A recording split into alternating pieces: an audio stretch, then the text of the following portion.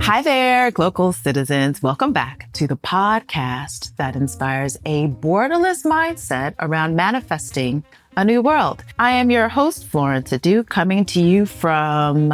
I love that I am in this space because I've been watching this woman move into her fullest self. I'm sitting in a building that is amidst trees, and we were just talking about gardens that are happening and just being in a place that makes so much sense for the organization.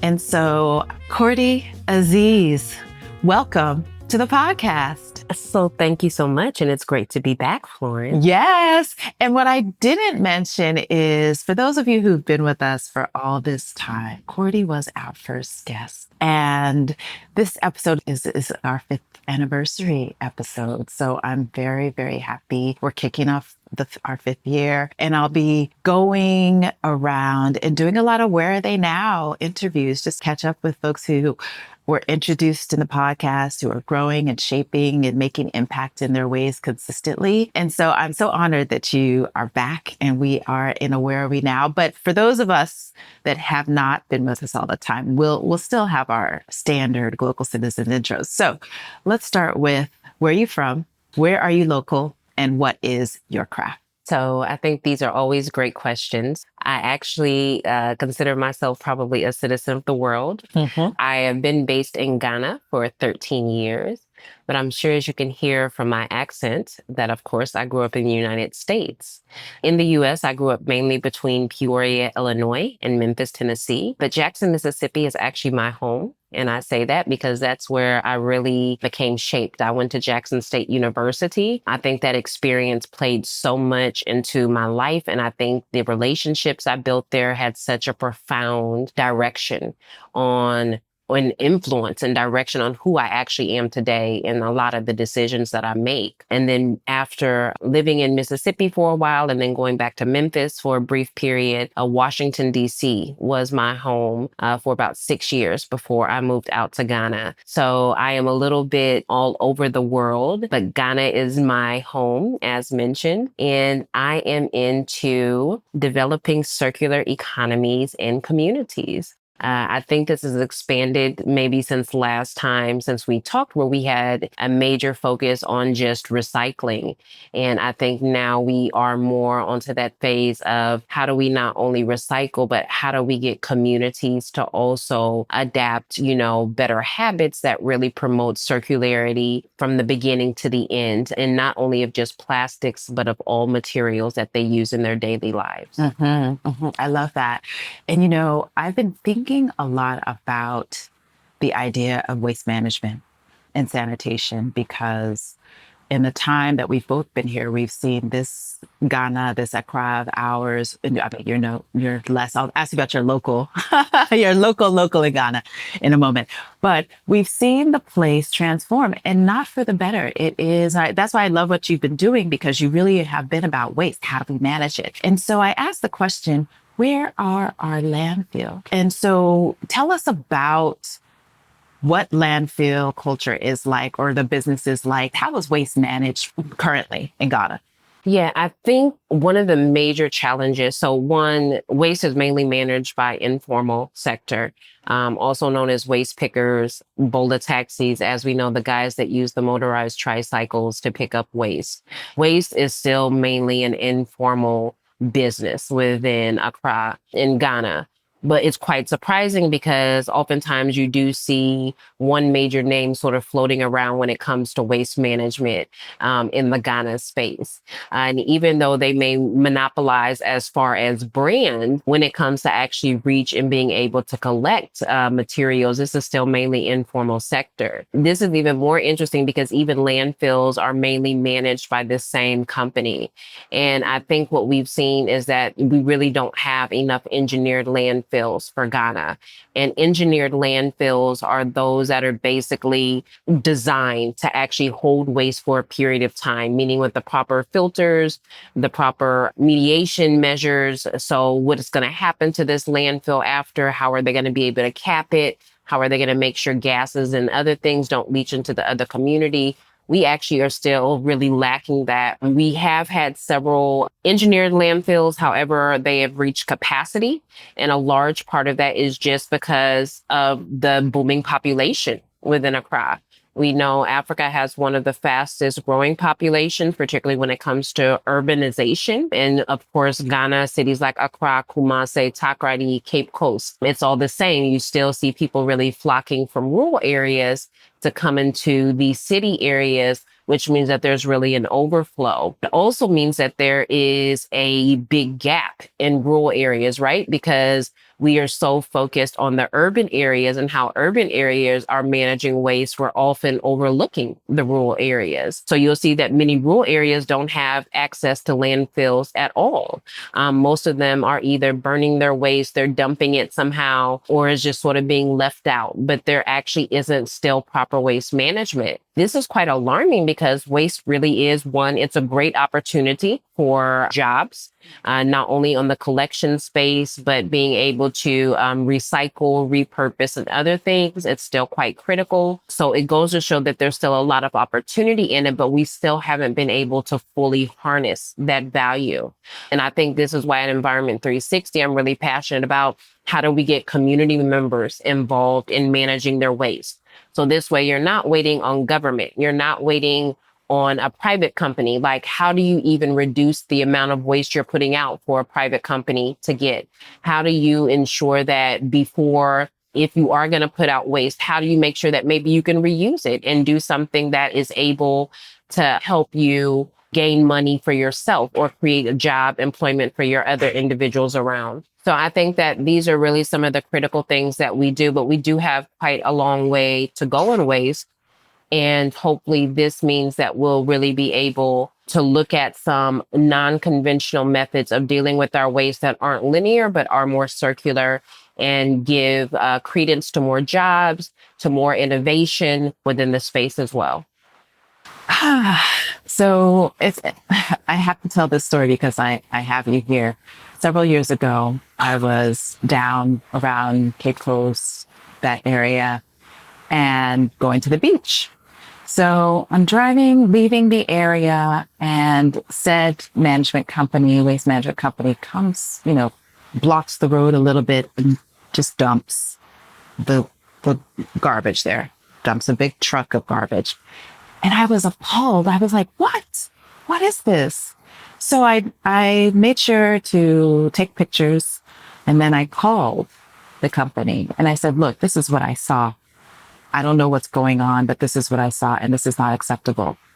So I spoke to one person, and then someone higher up, supposedly, called back and said, oh, actually, that was an arrangement because that landowner needed landfill. And I was so suspect that it didn't make sense. No one wants rubbish as landfill. That's not a proper solution. But now it speaks to your point about the fact that we just don't have them. And so somehow, some ways, the story just becomes wherever it ends up is where it ends up.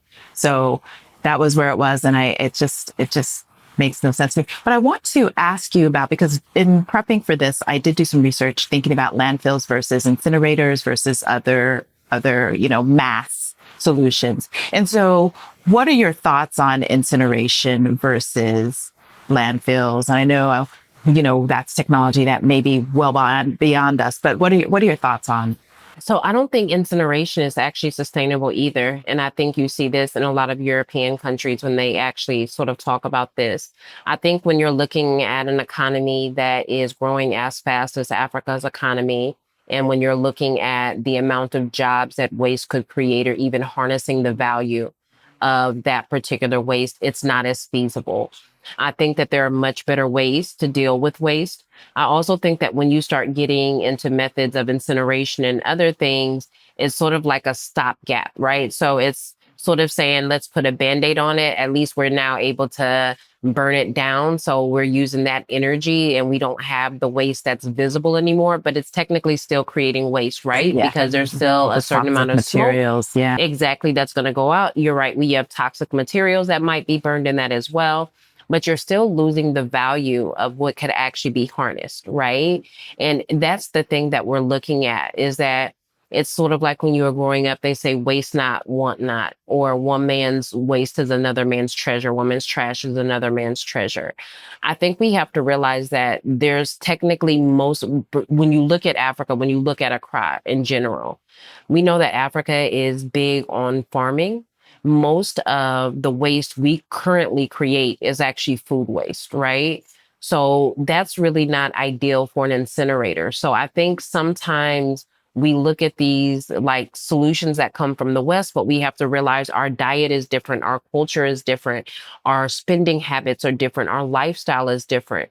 So whereas they might buy a lot of really fast products, we still are in a society where somebody might only have 5 dresses and they wash those 5 dresses every day, right? So I think that there is a very big difference in how people actually are utilizing products and how people are creating waste. And I think that Africa, yes, it does have a waste issue, but we don't really have the same waste issue as the West, right? So when you still look at our per capita generation of waste, it's not as high. When you look at our carbon footprint, it's not as high. And I say this because nowadays you get a lot of youth groups, and I say that they've been technically weaponized against their governments and climate change. But they'll be calling in their governments for climate justice and all of this. But in the fact, the anger is misdirected, right? Because it really needs to be at Europe.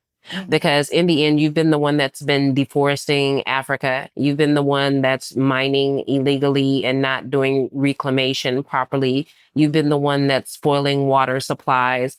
You're the one that has essentially been dumping your e-waste and other things over here that aren't wanted in your communities. So when you look at actually where Africa's environmental problems are actually coming from, it's not necessarily all internally generated.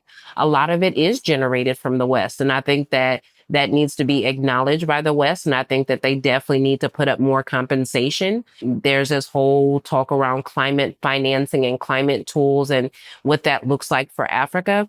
And I think that there definitely needs to be more money available for Africans to create green jobs and to create training that allows them not to just be collectors, but allow them to be recyclers, that allow them to be innovators, that allow them to be technology makers in the green revolution. So I think that we need to really acknowledge that. And when we're looking at how we adapt our waste solutions, we need to be very careful of just picking up things that the West are doing as fads because they're in a much dire position than us. When you drive through our city landscape, you still see trees and a lot of empty land. When you drive through Europe, when you drive through the United States, when you drive through Asia, you don't necessarily see all the vastness of land. So when you look at who actually has more of a landscape that's green, that's actually contributing to a cleaner, better environment, I still think Africa is ahead of the game. Sure.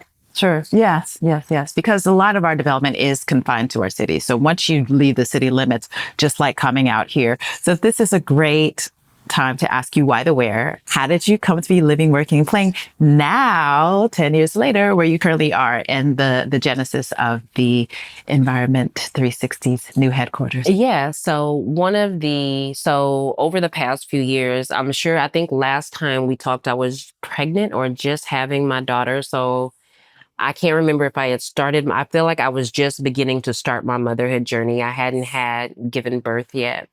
And, since then, I've had 2 additional children in that short 5-year period. And I think I had to really start sort of reprioritizing a lot of things, even within the organization. And I think one of those key things that we thought about is when it looks at sustainability for the organization long term, where I don't necessarily have to be so critical in fundraising or have to be so pressed for funds. So when I look at the priority of how can I not be sort of as pressed, it became really clear that we needed to essentially buy our own land.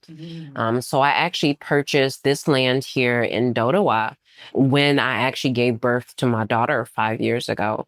And this piece of land is actually a very interesting story because when my husband and I, when we got engaged, he says, you know, I want you to buy a piece of land for your company. And I told him, I don't really have any money for that.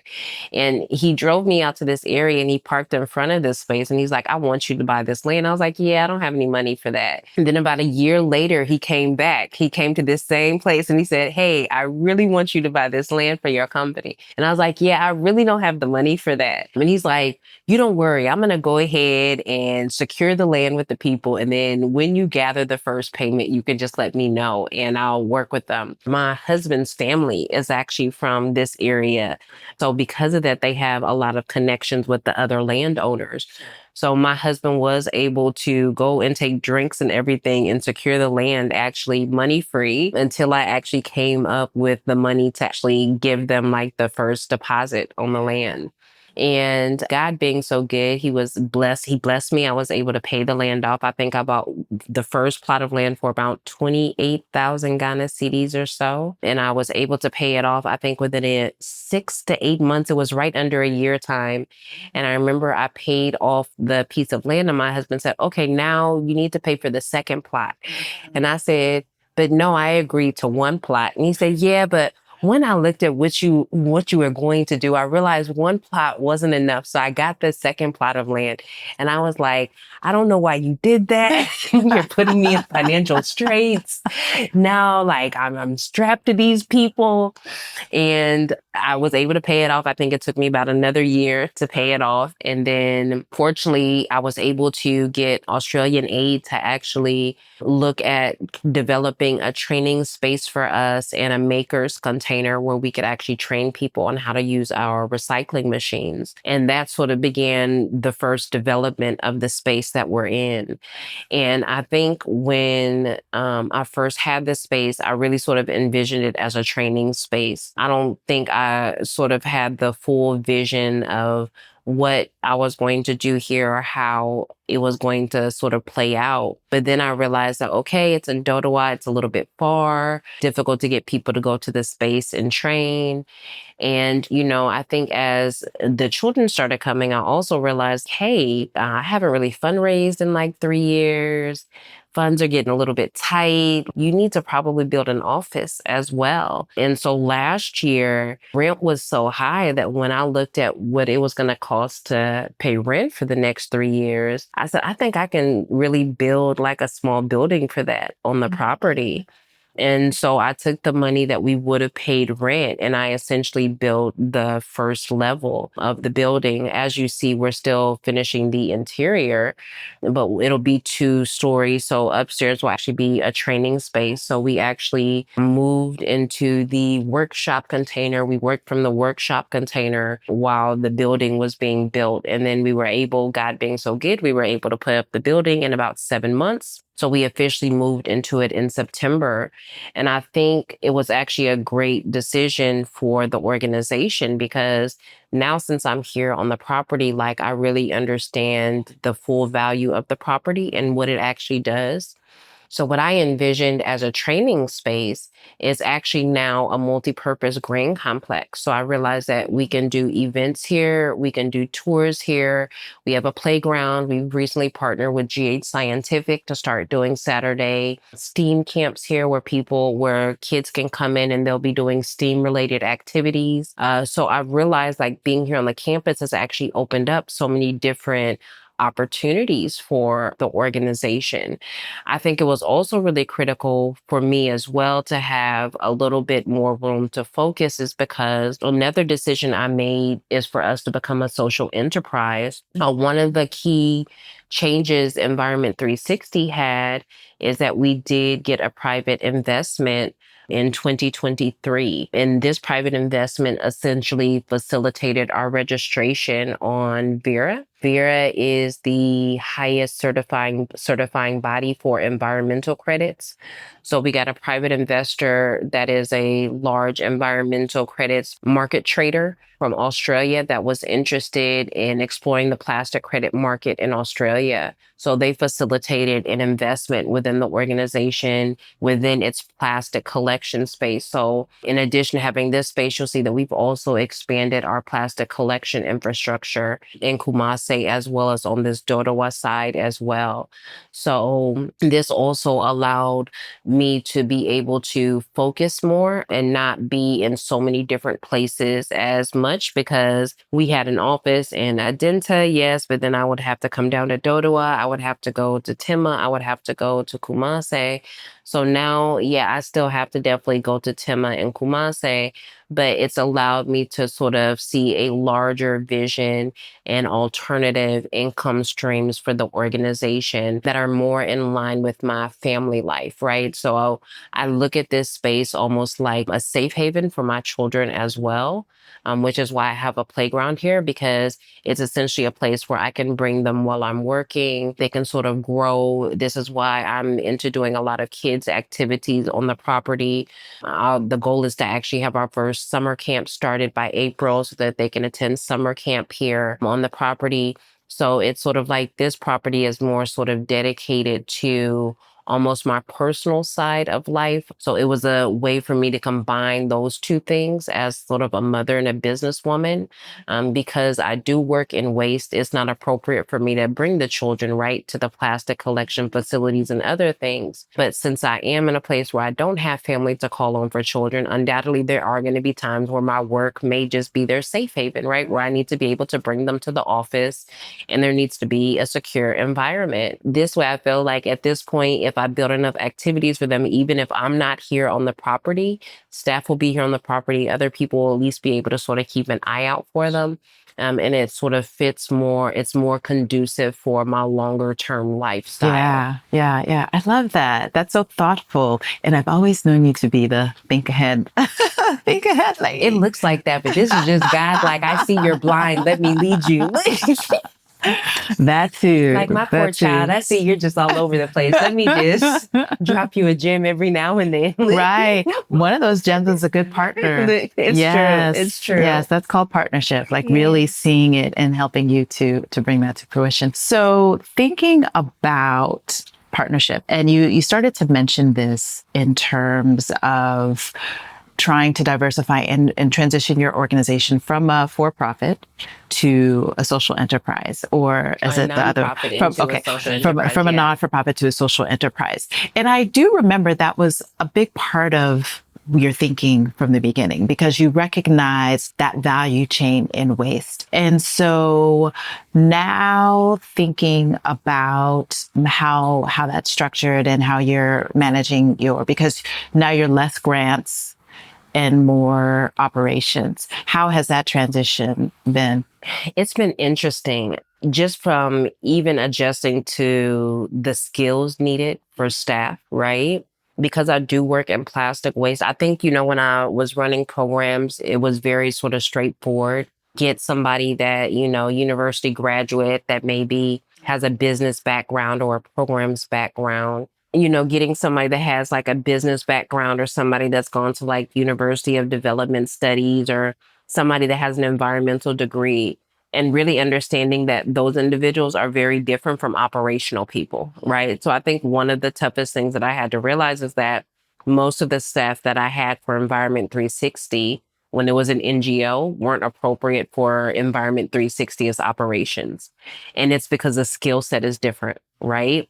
Like, I need people that can work at plastic collection facilities. I need people that can go out and find plastic.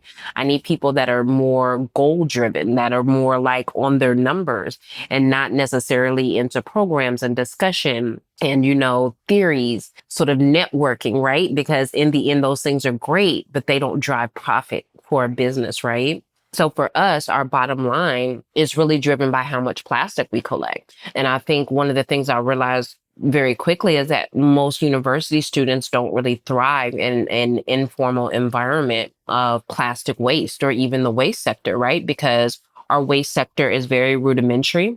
It's not as if you're going to a nice factory where everything is, where there's assembly lines and you've got your air conditioned office and you're overlooking the floor. Like that's not sort of the waste here, right? Where it's really, we're like, yeah, you're gonna be out there lifting mosquito nets with bottles in them, and you're gonna have to be able to weigh, and you're gonna have to do a lot of walking because a lot of the roads and the places we are, even if we had the vehicle for you, the vehicle can't go down the road. So you're going to have to walk long distances. You're going to have to interact with people that are going to insult you. You're going to have to not get into a power dynamic or power struggle with individuals that are technically your partners, but might look at things a little bit different, right? Because a lot of times program staff are so used to sort of being like in that training mode that they don't understand like this is more of a business mode. So we're not we want to empower the waste picker. We want to support the waste picker, but at the same point in time, it has to make business sense for us. We can't do things that don't make business sense because we like them, right? And I think one of the quickest things I realized is that we had to really quickly shift our entire sort of staff purpose and what that looked like. And one of the decisions that I did make is I realized that we actually had staff in our plastic sorting facilities that didn't mind working in facilities, but maybe they were missing some of the soft skills like knowing how to use Microsoft or knowing how to use PowerPoint. And I realized it's much easier to give them those skills than to try to take somebody that has those skills and force them to work in a plastic facility or force them to walk long distances, right? So I think that there has been an adjustment of sort of finding the balance of having the staff and the talent that still is able to do sort of the paperwork, that's still able to talk to partners, but then really having those individuals that are practical. And I mean, just an example, when you look at Dodowa in our collection, we collect almost a little bit over 1.5 tons in a week in Dodowa. One guy that actually does it, he organizes everything. He does all the buying. He does everything. This is a guy, he's an immigrant. I think he's from Burkina or something. He only speaks Hausa. Fortunately, my husband speaks Hausa, but we can barely talk in the same language.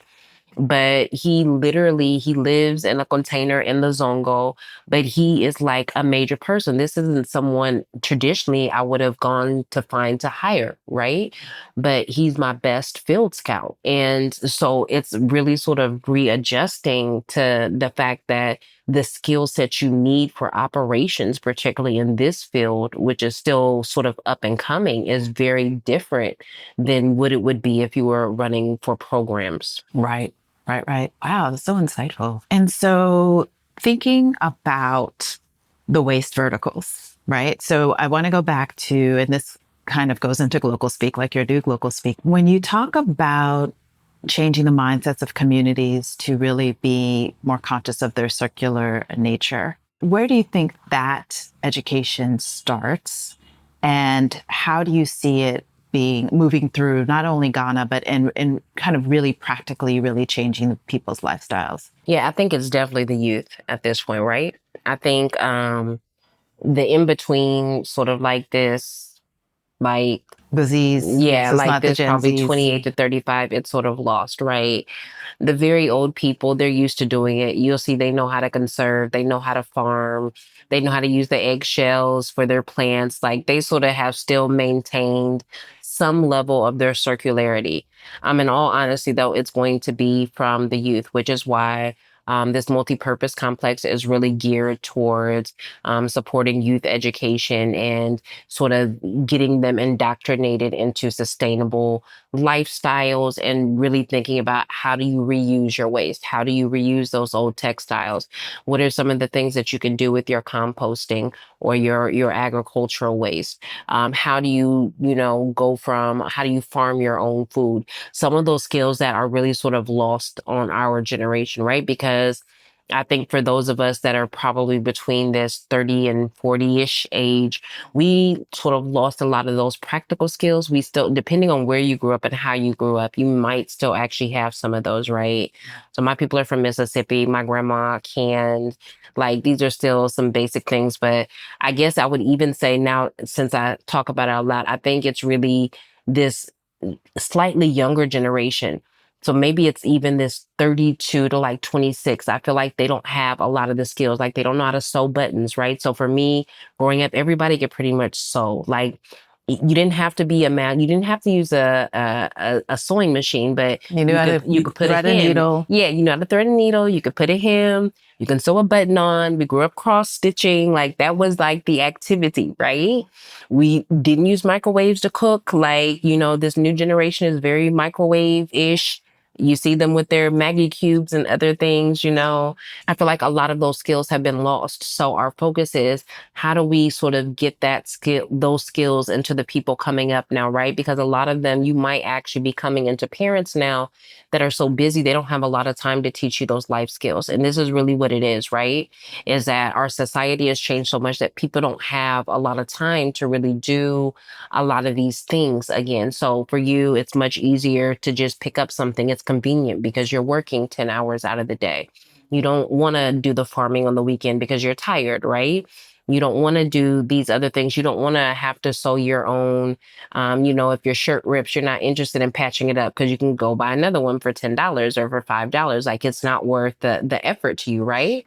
But when, like, for instance, one thing you'll see about people that spend a lot of money on their African cloth and clothes is that if that cloth tears, like their kente or something, they will go and repair it because of the high value of that kente. It's not something that can be easily discarded.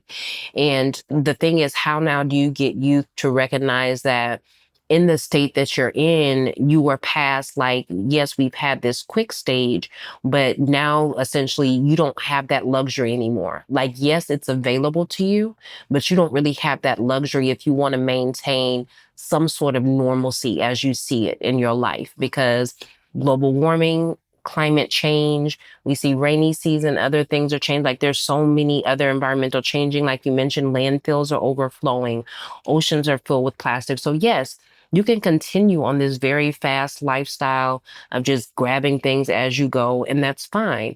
However, though, you and your next generation are going to be the one that feel the major impacts.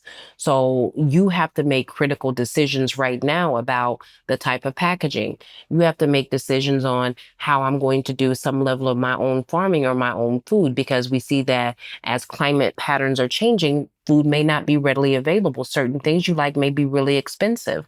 We know there's a lack of jobs as well. So if you're disenfranchised because you essentially are in the lower income and you don't have access to fresh food and other things, that's going to impact your health. So it's all sort of interconnected, right? Like you can continue to sort of live that fancy free popcorn lifestyle where like, yeah, it's here, it's ready to go. I'm Right. The one for that it. social media and TikTok try to Yeah, sell you. Yeah. exactly. But in the end, like our generation, like, yeah, we see some of the effects, but I didn't grow up in a time where there was plastic in the oceans. Like that's something like these new kids are growing up with. So you have to realize like you were really the generation that you're going to decide, is it going to get worse? Or is it going to get better? And I think that that is why when you look at your entry point for how to really make more sustainable communities, it is absolutely going to be the youth because they are the ones that can easily correct their habits and right now start demanding greater accountability, saying, hey, I don't really like that product, or hey, I'm not going to buy fast fashion again, or I'm comfortable using my reusable water bottle, or, you know, we're going to create a community garden where all of us, you know, put in 2 hours a week and then we share the food from the garden, right? And, we know how those things work. I think, like you mentioned, like our generations, we even, and immediately when you thought about what you were saying about the sewing and things like that and the actual cooking, curriculum in the US used to have home economics, right? So you actually learned some of these things in the school setting. So you, for whatever reason, could be vocationally trained. And I know for pretty much a fact that's not how the education system works here in Ghana. So you're not learning practical skills at all in what is the public education. You have to be, I guess, Tertiary, yeah, technical, yeah. exactly. You must go outside of that. So it's not basic skills any longer. So I say all that to ask you about policy, because there's so much that policy can do to move this in that direction. We're talking about free SHS. it's an election year. We know that, there have been challenges with that. The curriculum is degraded, XYZ. So between education, commerce, because Rwanda's and the countries in Kenya, the countries that have made policies that help to regulate the importation or use of, say, the poly bags and things like that. Where do you see Ghana going in particular, and even your expansion into other markets that will in many ways leverage policy or influence policy? I think it's really interesting that you use the example of Rwanda and Kenya, because I think when you look at them, you see that they have very strong radical leadership that's not so concerned about the West. Right?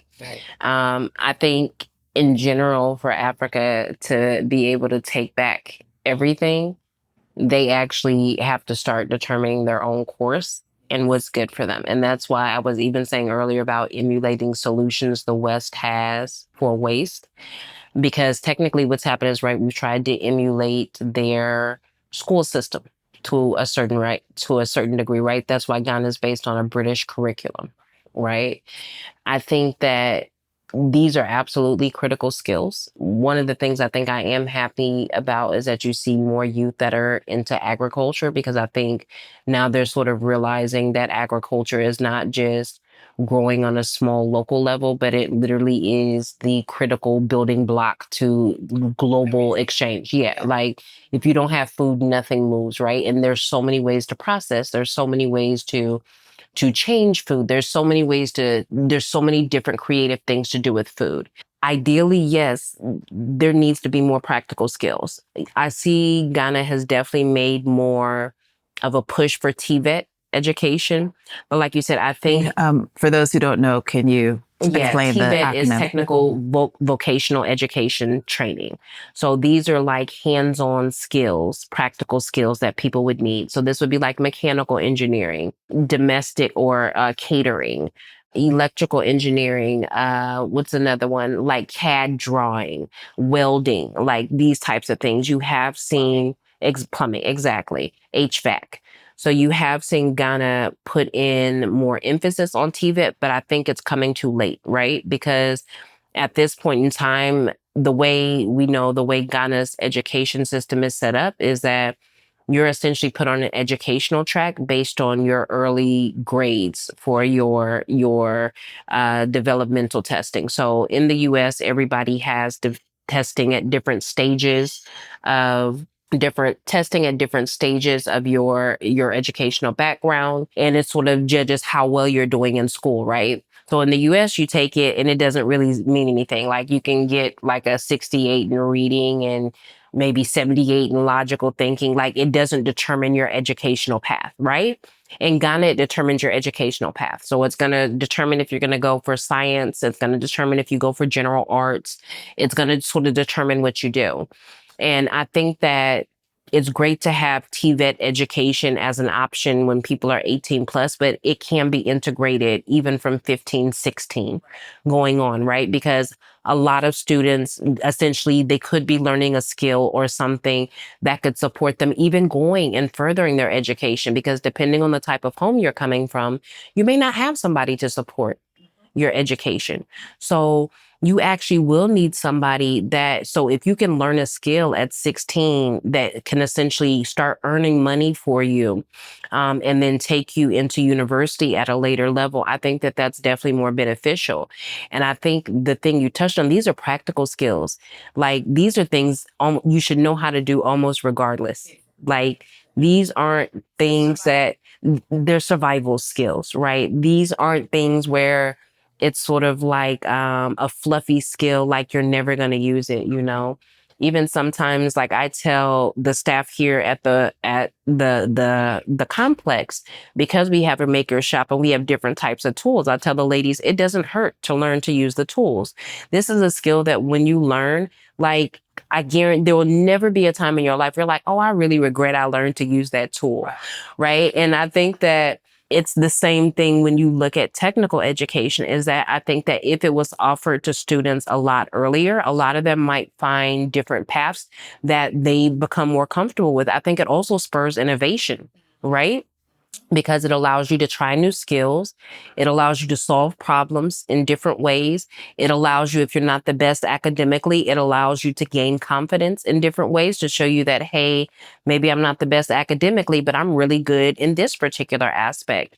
So I think that hopefully it can be something that's actually moved down and offered at a much earlier age, and not something that's really sort of thought about when a student is at the latter half of their educational career and they feel like university isn't an option for me. So let me just, enroll in something that I think is going to make me money. Because another thing with most of the TVET skills is that there has to be some level of passion to be really good at it. If you want to be a welder, you have to be sort of somewhat passionate about it to be a really great welder and be the best in your field.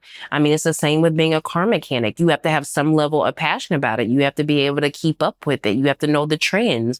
What are the new cars? What are the new technologies? So you need to sort of really excite that passion. Even hairdressing. Most girls now that you see in the US are hairdressing. Most of them had hairdressing business or business when they were like in their 15, 16. They were braiding their friends' hair. They were doing they were perming people's head out their kitchen when they were like 15 or 16. So a lot of the technical skills, same that you see for nails now. A lot of the girls that do nails, it's something that you started when you were young. It's not something where you got out of school and you're like, well, I don't have much else to do. I guess I'll see about, going to do manicures and pedicures, right? And that is our challenge. We do have a lot of mediocre people participating in skills that once they're with their passion, we would have that ends poverty. Just going because doesn't end poverty. So that's it. And when you're passionate about something, you'll do well at it regardless. You'll find a way to make money. Because you'll establish yourself in such a complex niche that other people can't really, touch you. So once again, imagine if, some of these things were just offered a lot earlier and you realize, hey, I really enjoy this. And also it wasn't looked down on in society, right? So if you could go and tell your parents like, hey, I really enjoy doing makeup, and like they may not see it now, but maybe one day you'll be like doing makeups for feature films. Maybe you'll be doing costume makeup for, Broadway. So I think people fail to realize there's so many different talents and there's so many different ways that the world works. But the important thing is that you have to be really good at what you do, and you have to really enjoy what you do to be really good at it. Mm-hmm. Mm-hmm. Great point. And so let's talk about Glocal speak. So this is a word, a phrase, or a saying that is a meaningful part of your local experience and how you came to value it as Glocal speak. What would you say? So many. For me in Ghana, Glocal speak. Because I feel like I've lived here so long, right? Like there's like several different phrases that come through my mind. Of course, because I like to do negotiation, tesukakra always will come down. Tesukakra. Yes, look. Which means come down. Yes, come down small. Come down small. Inchi. Yeah, come down small. I think this one has really, or I be mugu. Like this one, Tezuka Kran, I be mugu. Because, sometimes being a woman, I think, and then being in a non-traditional position, I think sometimes people feel like you're foolish. Like they feel like you don't know what's happening. You don't know your right from your left. So it's like sometimes they come and they call prices or they tell you something like, but why? You think I'd be mugu? Like I'm brand new to Ghana. Like, no, this one is not. Like, no, I'm not new to Ghana. Like this one I know. Like, so I think that sometimes regardless, and I'm sure you face it as well. Like the moment people perceive that you have not lived in Ghana for the majority of your perceived life, they automatically feel like you don't know how the system works, or like you don't know what's going on, or like you're Johnny Newcomb and like they can just tell you anything or give you any price. And you're like, yeah, let me pay. Right. Look. Exactly. Yeah, that's a good idea. Yeah. And you're like, no, I'm not paying your rent for the year. Yeah, I'm not. And no, that's not how it works. Is that what you want me to do for you? Sure. Right. I don't know Exactly. anybody else doing that. Right. Yeah. Yeah. Okay. Those are good. Yeah. Those are great.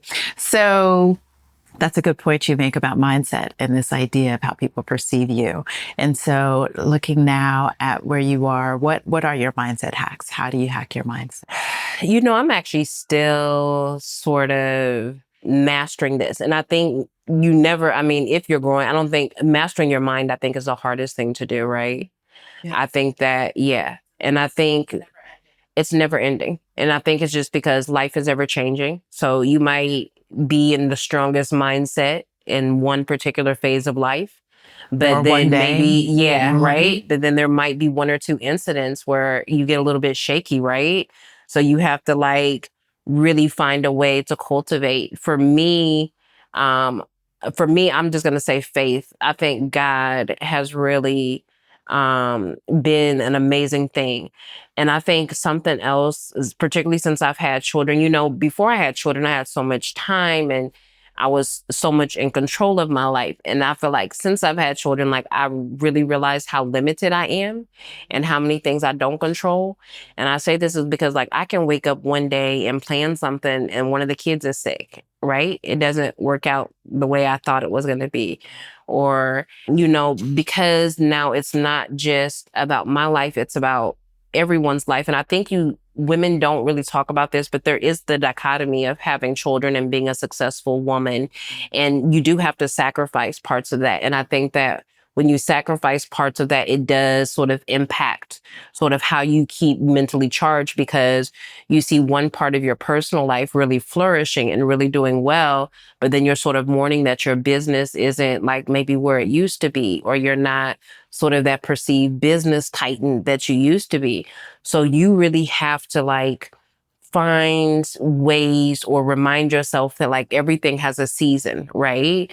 And like it all sort of comes around full circle. It's not necessarily just about, what was or and just because something was doesn't mean it's not going to come back around. But I think that you do have to stay grounded. And for me, I think really relying on God and having a stronger faith in God and really understanding that I really only control so much as I felt like I was controlling everything beforehand because I felt like I had so much free time and I only had to focus on me and I was like driving the success, right? And I think I've sort of had to let a lot of that sort of go. The fact that maybe I'm not as big of a driver in a lot of things as I thought that I was. I think that is sort of the balance is for me is really sort of being able to allow myself to keep faith and once again realize that, there's a season, there's a time for everything. And even sometimes when it looks like you're losing, you're winning, as they say. Sometimes, yeah, so I think I'm learning to appreciate more of the quiet time and not necessarily resenting the quiet time or feeling like, I'm losing out on something. Right. Right. Yeah. Right. Yeah. It's a great perspective. Yeah. So 10 years. 10 years. And what's next? So what's next for Cordie, for Environment 360, for consulting? What's next? So definitely Environment 360, definitely focusing on the multi-purpose complex, making sure that this is up, is successful. I actually want to replicate this model in most rural communities though. And I say this because like you said, the greenery. I realize that even when people have play spaces here, it's lacking greenery. Like it's typically like the artificial carpet grass and it's out in the sun and there's no shade trees. Right. It just happened. Yeah, right. And one of the things I think I love about this property and everything is my kids can come here at any time of the day and play on the playground, right? Whether it's 1 p.m. in the African sun or 3 p.m. or 8 a.m. Like it's cool. They're comfortable. And it's so nice to see them interact with nature, right? Because I bring them here for the playground, but they like picking mangoes off the mango tree. They like chasing the chickens in the yard. So it's so nice to be able to see them also interact with nature. And I think that that's an experience that more children would probably benefit from. as having a learning space that is really green inspired. So I do actually want to be able to replicate this multi-purpose complex in different communities, particularly rural and up and coming communities. As mentioned, we do have this investment to expand our plastic infrastructure. So I'll be on aggressively expanding. Please pray for me on that. But we'll be aggressively expanding. Well, you figured out how to get the right workers, so that's half the battle. This is half the battle, right? Yeah. So, so we'll be definitely aggressively expanding our plastic collection. The goal is we'll be in the suburbs of Kumasi, I'm sure, from January. We'll also be moving towards Somanya and Okosambo as well from January as well. And then as far as me, there's so much I want to do, right? Hopefully now, since I do have more of the operational model right, I will be able to sort of take more of a back seat. I really want to help entrepreneurs establish, particularly those in Africa, like how to establish protocols and grow. One of the things I've realized with green entrepreneurs is I don't see them really growing, and they fizzle out quite fast. And I think a large part of that is because people don't really know how to make a sustainable business. Even recently, there was a big win in the environmental community here in Ghana when it comes for money. But when I looked at sort of their outcomes of what they were looking at doing, I realized that the amount of waste they were going to collect, it doesn't match with the amount of investment, right? So when I look at if your goal is, 20 tons or 30 tons of collection of plastic per month, when you weigh that versus the investment that you got, it's not enough to sustain your operations. Yeah. So even if you got all of this money and it's great, and maybe they just have like a slow scale up, but I also think that one thing I've learned from getting my own private investment is that there is no slow scale up. You're either going to go hard or you're going to go home, right? So you're either going to spend all your money, put it in really good places, spend it quickly and see a good return on that investment, or you're going to spend it too slowly and you're going to put it mainly in salaries and other things that are eating away and not actually generating money back into the organization. And then you may not be as sustainable as you hoped, right? And I see this happening with a lot of green organizations. It's like you get the money, but you don't really know how to put it in so that it actually starts making you money again. And I think that that's really quite important. Sometimes people talk about, well, how did you get the money to, buy the land and all of this? And I tell them, because for years while you guys were jockeying at renting spaces in Osu and airport and all of these big ticket things, we came out to far out. We were in Adenta, and then now Adenta isn't so far, but then Adenta was far. We came out, rent was relatively cheap for us. I kept my overhead super low. You guys were busy decorating your offices with all these fancy wall paintings and all these other things that don't do anything. I was saving my money. I purchased land. Once again, so you have to really sort of understand, yeah, it's nice for people to feel you're doing well. It's nice to have a nice car. It's nice to, be able to travel and speak at events and do all of those things are nice, but in the end, if it's not bringing money back to your organization, it's not sustainable. And I think you can't make that impact in the world. Yeah, and I think a lot of African entrepreneurs miss this, right? I think a lot of them miss this. So they miss key opportunities to really establish their organizations for sustainable growth that's long term. And that's why a lot of them don't hit the 10-year mark. They don't hit the 15 mark. They don't hit the 20. You have a good 5 years. You have a good 6 years. You have a good 8 years. Even sometimes you'll see a lot of them when they get a major investment within 2 years, they fizzled out, right? The co-founder and the other one, they've fallen out. Like there's all of these different issues going on. And I think it all comes down to how do you make sure you're investing for the money? So I think that for me, I'm interested in that. I would like to write a book as well, and just more so just about resilience in Ghana. Ghana is a hot spot now, but for those of us that moved to Ghana years ago, I'm sure it wasn't so much has changed in Ghana, and I think people underestimate the terrain of moving abroad or moving to an African country, in particular, moving to Ghana. And I tell people when I look at it, I think when I moved here 13 years ago, it was much easier to almost finagle. Like, yeah, there was definitely its ups and downs, but I feel like now Ghana has become, or wants to become so modernized, it has its own set of new challenges that people really underestimate that really weren't around when I was 13 years ago. And I think that people need to maybe sort of understand that it is a combination of resilience, but also purpose when it's coming to Ghana. And a lot of that is not necessarily. That will keep you here, the purpose. Yeah. That's why I'm still here, because to your point, yeah, we came about the same time. We did. And it was, you could meet anybody. You just showed up. And you met, oh, wow. You could walk into the office, the CEO, secretary, whatever it was. You could go to the Chamber of Commerce. You're going to meet all the CEOs. It was so free access. Even starting your business, getting your TIN number, all of these things. It was so simple. You didn't even have to go anywhere. You could send someone to do it. They would charge you maybe like 50 Ghana, 100 Ghana max. It would come back. Nobody ever saw your face. You didn't need an ID for anything. Like, it was just so much easier. It was so much easier to facilitate your way through the system. But I think it will test your resilience, one. So I think if Ghana will show you sort of what you're made of. Right. Because I think in a lot of ways, Ghana is very attractive, but I think Ghana has a tendency to have a very ugly side as well that people are not aware of.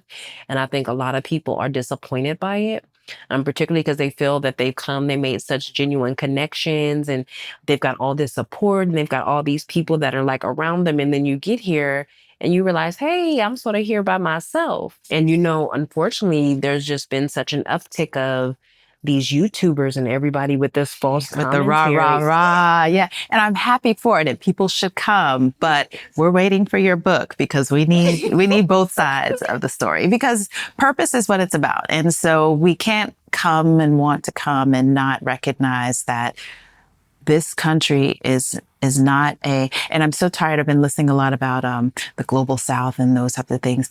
This country had, though it didn't have settlement colonization, it still is a formerly colonized country. So we have to really recognize that is what we're dealing with in the mentality and the ways of how we function. We also, I think, have to understand that you have to understand how the local works before you can actually add input. And I think a lot of people miss this. Right? Because they don't take the time to really understand. They come in really sort of gung-ho, like, this is it. This is my strategy. I know how it's going. I know what the people need. And like you said, because it has been colonized, because the mindset is different, the culture is so different. For you, it makes complete sense. For somebody else, it may not make sense. This is a country where literally you can step on the wrong person's toes and your private business goes under, right? You might have the best ideas, but you might not have the right connections. You might give too much information. You might give too much and someone replicate. Business ethics over here is very poor. You and I were touching on this a little bit differently, but when I tell you some of these business ethics stories that I have about some of these multinational companies and the people that work for them, like, this is really sort of still the wild, wild west. So if you're not really prepared to handle certain things, I don't care how brilliant you are, I don't care how many resources you have, how many connections you have, like, you're just not going to be able to push forward. Yeah, exactly. Woo! So we'll look out for that. And speaking of reading or writing, let's find out, who is Cordie when she's not being a mom? Who is she when she's not running businesses and consulting? What do you do in your leisure time? Are you a reader, watcher, listener? What are some favorite rewatches or listens? Or what else do you do for you? Yeah, I'm a reader. I actually don't watch a lot of TV. I think my dad sort of indoctrinated us not to do TV. I am a reader for sure. Unfortunately, most books I read are probably about company culture. And building your company. Right. Yeah. I'm a Capricorn, so I do think that it's just innately in me to, like, try to read the things that'll help you be successful.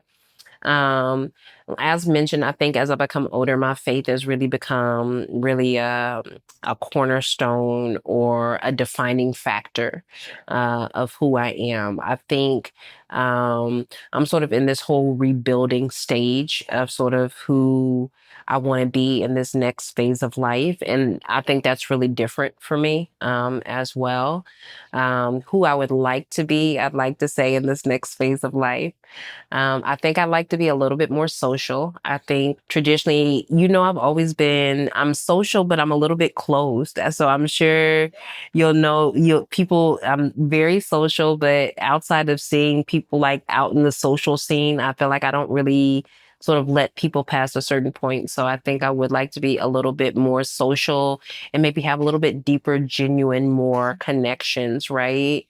Because I think one of the things that I have been lacking over the past few years are those genuine connections, because those are the things that really keep you going. Like through it all, those are the things that really keep you going. We can talk about everything else, but having people that you can genuinely connect with and just tell things to and share the burden, and they genuinely care about your success and they give you good advice, that's really critical in life, right? So I think that I would like to be a little bit more open to developing different types of genuine relationships. Because though I've lived in Ghana for 13 years, I don't think I've ever really rebuilt a lot of those. I still think a lot of my connections are really, from the U.S. where I'm from. So I think that that would be really critical for me. And I think in this age, I'm just more about being flexible, more about not sort of being so tied up to the end plan and just sort of going with it. And I mean, if it goes, it goes. And if it doesn't, it just doesn't go. So I think that this is sort of more where I'm like, but I definitely feel like I'm going to be a little bit less aggressive You're just going to in be this phase of the life. new you. Yeah, I feel like I'm definitely going to be doing less fighting in this phase of life. I love it. Cordie, this has been so wonderful. Thank you so much for making time. And I'm going to hold you to the let's be connected, because this is nice to come out and just be in the green. And so that's a good thing. So do you have any last thoughts you'd like to share with our listeners? I mean, just congrats on your 5th year. As mentioned, it's so great to see that Glocal Citizens is still going. It's great to see that your passion is still going for sharing stories of members of the diaspora throughout, because once again, there has been such a movement here. And I'm sure that people gain so much inspiration from these stories or little tidbits. At least I hope you're gaining inspiration or tidbits for those of us that have, made the move or making the move or are back and forth on a regular basis. So just thank you for all you do at Glocal Citizens, because it is a much needed resource as well. Thank you. Thank you. Thank you. All right, Glocal Citizens, this has been another episode of the podcast. You can catch us Tuesdays with new episodes at glocalcitizenspod.com. Be sure to like, share, subscribe, leave us a review. It helps others find great content and great stories on the internet. And until next time, bye for now.